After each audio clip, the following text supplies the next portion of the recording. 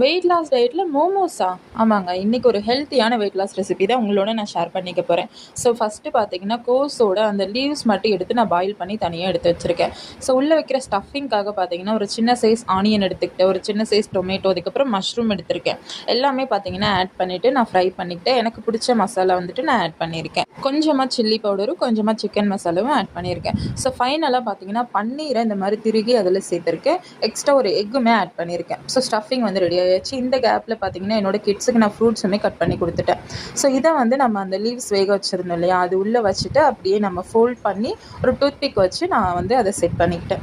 So ஃபைனலாக நம்மளோட ஹெல்த்தியான வெயிட் லாஸ் மோமோஸ் ரெடி ஆயாச்சு. ஃபைனலாக என்னோட வெயிட் லாஸ் பிளேட் ரொம்ப கலர்ஃபுல்லாக ரெடி ஆயாச்சு. ஸோ இதுவே எனக்கு ஆக்சுவலி ஃபில்லிங்காக இருக்கும். பட் ஆஃப்டர் டெலிவரி எனக்கு சில விட்டமின் டிஃபிஷியன்சி இருக்கிறதுனால எனக்கு தேவையான சப்ளிமெண்ட்டுமே நான் எடுத்திருக்கேன். இந்த மாதிரி ஹெல்த்தியான weight loss recipes and health ரிலேட்டடான வீடியோஸ் பார்க்குறதுக்கு நம்ம பேஜை மறக்காமல் ஃபாலோ பண்ணிக்கோங்க.